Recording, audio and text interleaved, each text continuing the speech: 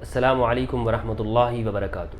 استاد حسن بن فرحان المالکی حفظہ اللہ کون ہیں؟ ان کا تعلق سعودی عرب کے شہر ریاض سے ہے، اور المالکی جو ان کے نام کے ساتھ لگتا ہے یہ ان کے قبیلے کا نام ہے، یعنی یہ مذہباً یا مشرباً مالکی نہیں ہے۔ مشرباً کیا تھے اس پہ میں آپ کو بتاتا ہوں۔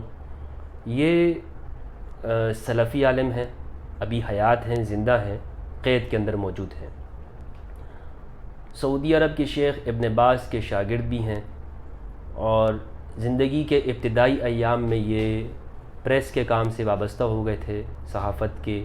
انہوں نے بہت ساری کتابیں لکھی ہیں، محقق، ریسرچر، اسکالر ہیں، سنی عالم دین ہیں۔ فروع کے اندر یہ حنبلی کہلائے جاتے ہیں، اور شروع ایام میں یہ بہت کٹر حد تک متعصب سلفی تھے۔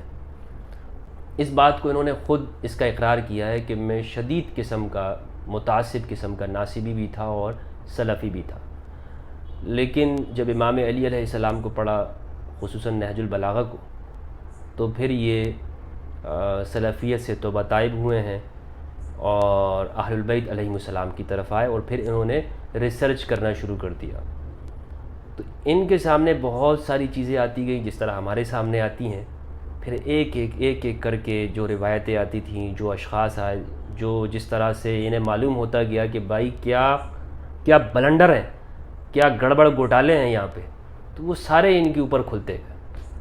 تو اسی میں انہوں نے کتابیں لکھیں، داعیۃ ولیس نبی، ان کی کتاب موجود ہے، عربی میں ہیں، ان کی کتابیں ابھی تک ٹرانسلیٹ نہیں ہوئی ہیں۔ ان کی سب سے شہرہ آفاق کتاب جو ہے وہ عدالت الصحابہ، صحابیت کے موضوع پر، الصحبہ والصحابہ بین الاطلاق اللغوی بین التخصیص الشرعی، یہ ان کی کتاب کا نام ہے۔ انتہائی شہرہ آفاق، زبردست کتاب ہے اپنے موضوع کے اوپر۔ صحابی کسے کہتے ہیں، بڑی دلائل کے ساتھ، یعنی قرآن مجید سے اپنی گفتگو کو مزین کیا، اور ہر بات قرآن مجید سے انہوں نے ثابت کیا ہے، اور ان کے افکار اس کتاب سے آپ کو معلوم ہوگی، الصحبہ والصحابہ۔ اسی لیے ہمارے ہاں کچھ لوگ جب گفتگو کرتے ہیں تو وہ یہ ظاہر نہیں کرتے ہیں کہ انہوں نے یہ بنو امیہ کے خلاف کہاں سے مواد لیا ہے، تو یہ چونکہ ان کی کتابیں ابھی تک اردو میں ترجمہ نہیں ہو چکی، تو اگر جلدی ترجمہ ہو جائیں تو ان کا جو علم ہے وہ سرقہ ہونے سے محفوظ ہو جائے گا، یعنی عجم میں سرقہ ہونے سے۔ انہوں نے اسی طرح ایک کتاب لکھی ہے، انقاذ التاریخ الاسلامی، تاریخ کے اوپر ہے۔ یہ کہتے ہیں کہ جب تک آپ ہسٹری کو نہیں سمجھیں گے، اور ہسٹری کا، پولیٹکس کا مذہب کے ساتھ کیا تعلق بن گیا، خاص طور پر مسلمانوں کی، تو آپ کو یہ موجودہ جو فرقے ہیں یہ آپ کو سمجھ نہیں آئیں گے۔ اور یہ بڑی واقعتاً بڑی بہترین انہوں نے بات کی ہے، کیونکہ بڑا عمل دخل ہے بہت ساری چیزوں کے اندر۔ جیسے ہمارے ہاں آپ مثال لے لیں، یہ جو فرقے بنے ہوئے ہیں اور پھر فرقوں کے جو مختلف عقائد ہیں، تو یہ ان کی مذہبیات کی تشریح بھی وہ تاریخی چیزوں کو سامنے رکھ کے کرتے ہیں۔ اور امویت اور ناصبیت کے خلاف اگر اس صدی میں کسی نے، اس زمانے میں کسی نے کام کیا ہے عرب کے اندر، تو حسن فرحان المالکی ہے۔ بڑا کام انہوں نے کیا ہے، مناظرے کیے ہیں۔ قناۃ الوصال کے اوپر ان کا 6 گھنٹوں کا تقریباً مناظرہ موجود ہے ابراہیم الفارس کے ساتھ، اور وہ مناظرہ دیکھنے کے قابل ہے۔ مناظرے کا عنوان ہے الصحبہ والصحابہ، صرف اسی ایک لفظ کے اوپر، اور آخر تک ان 6 گھنٹوں میں غالباً 3 اس کی اقساط ہیں، آخر تک ابراہیم الفارس جو کہ استاد الملل والنحل ہیں عرب کے، سعودی عرب کے، وہ اصل موضوع پہ نہیں آئے۔ وہ آپ چیک کر لیجئے گا کہ وہ اس پر الزامات لگاتے ہیں کہ آپ اپنے منہج کا ہمیں بتائیں، تم نے خمینی کو کس طرح سے فلاں سے افضل کہہ دیا، تمہارا حسن نصر اللہ کے بارے میں کیا خیال ہے، تمہارا بشار الاسد کے بارے میں کیا خیال ہے، انصار اللہ حوثہ کے بارے میں کیا خیال ہے۔ یعنی ان سوالوں کے اندر وہ پورا مناظرہ وہ لے کے چلتے ہیں، حالانکہ فرحان مالکی ان کو بار بار کہتے رہے کہ بھائی ہماری مناظرے کا عنوان یہ نہیں ہے، ہمارے مناظرے کا عنوان معاویہ بھی نہیں ہے، ہمارے مناظرے کا عنوان الصحبہ والصحابہ، اس پہ بات کرو، کیوں نہیں کر رہے ہو؟ تو جب 10 منٹ کے بعد ان کے پاس جاتے تھے، پھر عبد الرحمن دمشقی، وہ ایک سنی عالم ہے، وہ پھر کال پر آ جاتے ہیں، اور اس طرح سے۔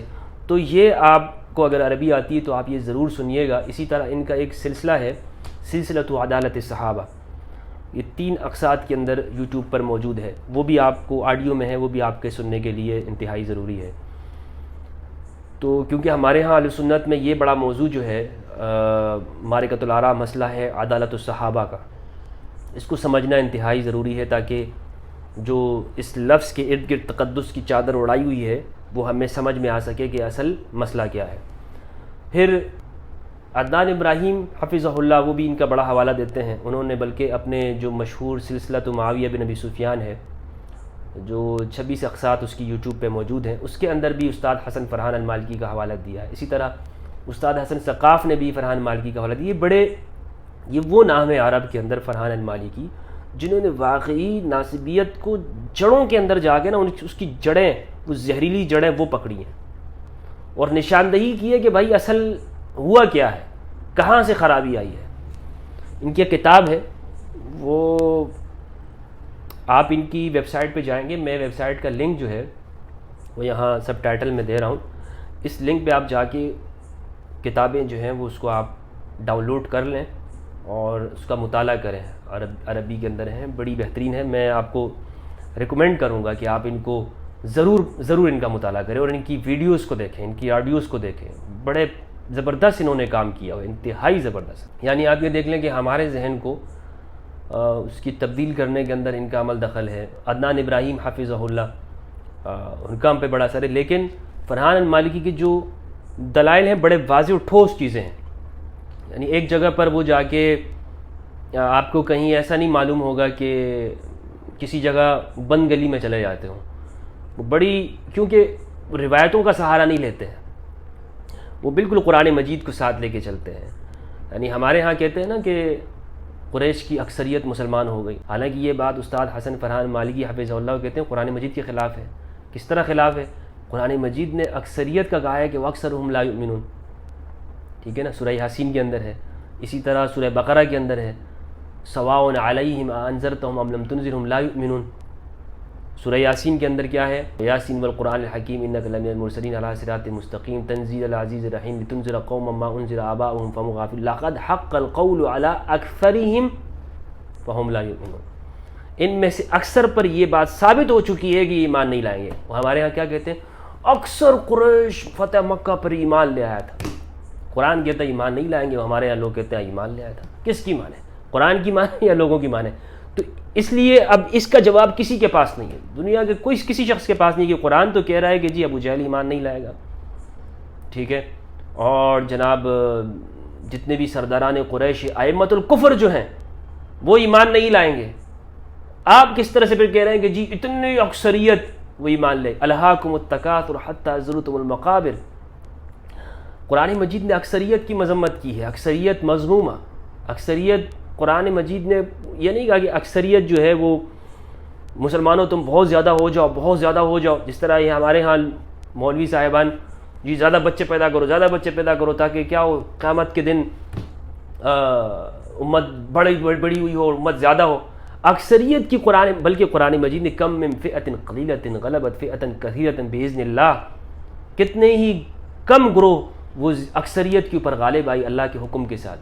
اللہ نے ایمانی قوت کی بات کی ہے، ایمان کے اندر طاقتور ہونے کی، اور اگرچہ لوگ کم ہی کیوں نہ ہوں لیکن ان کا ایمان مضبوط ہونا چاہیے۔ آج ایمان کے اوپر گفتگو نہیں ہوتی ہے، فرقوں کے اوپر گفتگو، زیادہ کٹر سے کٹر اس کو بنانا چاہیے، کٹر دیوبندی، ہاں کٹر بریلوی اس کو بنائیں گے، ہم اس کو کٹر اپنے مسلک کا بنائیں گے۔ کٹر مومن کوئی بناتا ہے؟ کٹر اہل ایمان کوئی بنا رہا ہے؟ نہیں ہے، اس کے اوپر کوشش ہی نہیں ہو رہی۔ اکثریت جی زیادہ، ہم نے زیادہ تبلیغی جماعت، زیادہ سے زیادہ لوگوں تک ہم تبلیغی بنائیں گے ان کو، زیادہ سے زیادہ۔ اس دفعہ نا یار پچھلے سال ہماری جی دیکھیں ہمارے لوگ جو ہے نا وہ 2 لاکھ تھے، اس سال ہم 10 لاکھ کریں گے، یہ سارے چل رہا ہے۔ اکثریت تکبر آ گیا ہے زیادہ لوگوں کے اندر۔ وہ جو اہل البیت، دیکھیں اہل البیت علیہ السلام، کیا انہوں نے ہر زمانے کے اندر یہ کوشش کی کہ اکثر لوگ ہمارے ساتھ شامل ہو جائیں؟ نہیں، اہل ایمان بنانے کی کوشش کرتے تھے، وہ اہل ایمان کو اپنے ساتھ لانے کی۔ مولا علی نے بھی اپنی جنگوں کے اندر کبھی یہ کوشش نہیں کی کہ زیادہ لوگ میرا ساتھ دیتے، اس لیے مولا علی نے کبھی کسی پہ زبردستی ظلم نہیں کیا۔ عبداللہ ابن عمر نے کہا میں آپ کی بیعت نہیں کرتا ہوں، مولا علی نے اس کو چھوڑ دیا۔ یہ بات اگر وہ معاویہ کے سامنے کرتا، عبداللہ ابن عمر یزید کے سامنے کرتا کہ میں تمہاری بیعت نہیں کرتا، چھوڑ دیتا اس کو، نہیں چھوڑتا. عبداللہ ابن عمر کو چھوڑ دیتا یزید؟ نہیں چھوڑتا، کبھی نہیں چھوڑتا، معاف ہی نہیں کرتا، مار دیتا. لیکن مولا علی سے ہمت پیدا ہو گئی عبداللہ ابن عمر کی. عبداللہ ابن عمر نے کہا کہ آپ کی بیعت نہیں کرتا. مولا علی نے پوچھا تک نہیں کرتے، نہ کرو. ٹھیک ہے، زبردستی کے کام نہیں کیے مولا علی نے، لیکن دوسروں نے تو زبردستی کی نا. مولا علی نے عدل کے ساتھ حکومت کی ہے، یعنی بالکل جو ہمیں کتابوں میں ملتا ہے نا کہ جی انصاف اس طرح ہونا چاہیے، وہ سارا مولا علی کے زمانے میں ہے. باقی صرف باتیں ہیں. تو حسن فرحان المالکی یہ ابھی چونکہ قید کے اندر ہیں اور 2014 سے ابھی تک سعودی عرب کے جیل کے اندر ہے، اور سزائے موت ان کو ہو چکی ہے. کس جرم کے اندر؟ اسی جرم کے اندر کہ انہوں نے بنو امیہ کے چہرے سے جو ہے نا وہ نقاب کھینچ کے نیچے اتار دیا اور سلفیوں کا ان کا اصلی چہرہ بتا دیا. سلفی لوگ کہتے ہیں بڑے صحابہ کی محبت میں.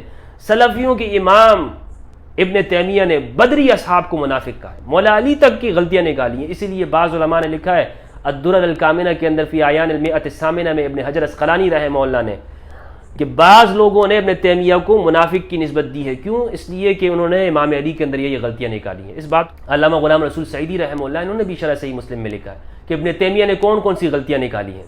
ابن تیمیہ مولا علی کے اندر غلطیاں نکالتا ہے. یعنی جس کی تمہاری مرضی ہوتی ہے، چاہے بدری صحابی کیوں نہ، تم اس کو منافق کہہ دو. اور جو تمہاری یعنی شامیوں کے خلاف کھڑا ہوا ہے یا امویوں کے خلاف کھڑا ہوا ہے، تم اس کو کیا سے کیا کہہ دو.